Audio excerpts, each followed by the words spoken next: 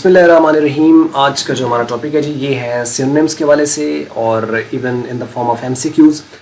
और जैसा कि आपको पता है कि ये जो एमसीक्यूज़ यहाँ पर हम लोग आपके साथ शेयर करते हैं ये इम्पोर्टेंट होते हैं और ये यानी पेपर पॉइंट ऑफ व्यू से अब आपको क्या करना है कि इनको पढ़ना है और इसके अकॉर्डिंगली इसके आपको आंसर देना है ए बी सी या डी में से कौन सा सही होगा।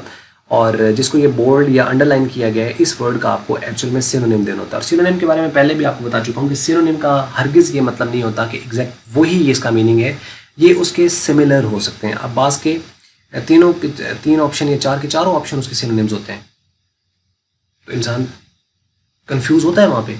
लेकिन उसमें फिर आपको ये देखना होता है उसके अंदर फिर एक लेवल आता है, यानी कौन सा ज़्यादा करीब है, कौन सा इसके ज़्यादा करीब है। ये ज़रा एडवांस लेवल पर होता है। यहाँ पे तो खैर आपको जो सिनोनिम्स आएंगे वो हमेशा एक उसका मीनिंग दे रहा होता है और दूसरे जो हैं उसके मीनिंग बिल्कुल दे ही नहीं रहे होते, तो इसलिए उसको जज करना तो आसान है।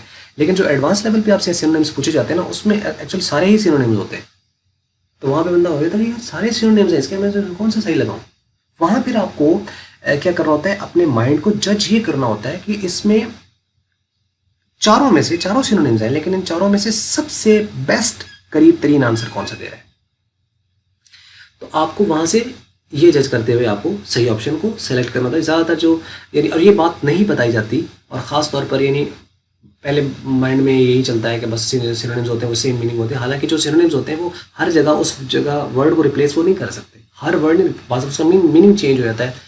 उसके जहाँ पे एक वर्ड जो मीनिंग दे रहा है अगर आप उसका सिनोनिम लगाते हैं तो बाज़ उसका मीनिंग चेंज हो जाता है। वो वहाँ जिस वर्ड को आना है वहाँ उसी वर्ड को ही आना है, चाहे उसका वो सिनोनिम है। सिनोनिम का मतलब है उस जैसा है लेकिन है तो नहीं ना, वो इक्विवेलेंस होता है उसकी।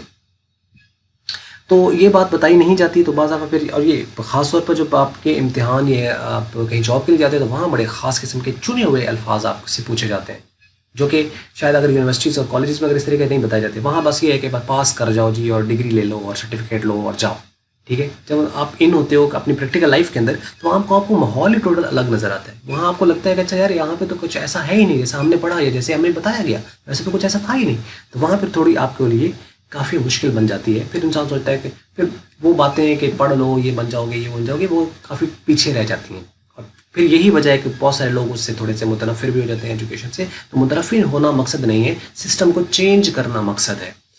तो वो चेंज तभी आ सकता है कि जब आप अपने आप को अपने माइंड के मुताबिक लेके चलोगे। अगर आप ताबे कर दोगे किसी के फिर मुश्किल हो जाएगा। तो चीज़ों को करो अपने माइंड के मुताबिक और उसके मुताबिक उसको चलते चले जाओ और बस जो प्रैक्टिकल जितना जल्दी हो सकता है अपनी प्रैक्टिकल लाइफ में आप इन हो जाए उसी का ही फ़ायदा है।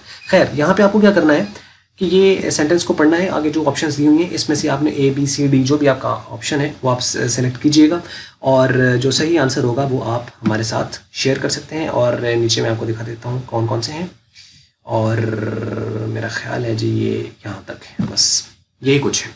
तो इनमें से आप देख लो वीडियो को पॉज करके या इसको जिस तरीके से भी आप करना है और रीड करके और उसके बाद फिर आप इसके आंसर हमारे साथ शेयर करें और जो सही आंसर होंगे वो फिर हम आपके साथ भी शेयर करेंगे।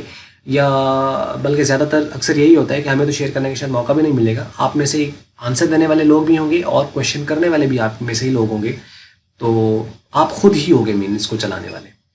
तो यही कुछ है। तो खैर यही थी आज की छोटी सी वीडियो और उम्मीद करते हैं आपको पसंद आई होगी। अगर अच्छी लगी तो आप इसको लाइक कर सकते हैं, अच्छी नहीं लगी तो आप इसे कर सकते हैं डिसलाइक। और वीडियो देखने के लिए आपका हमेशा की तरह बहुत बहुत शुक्रिया।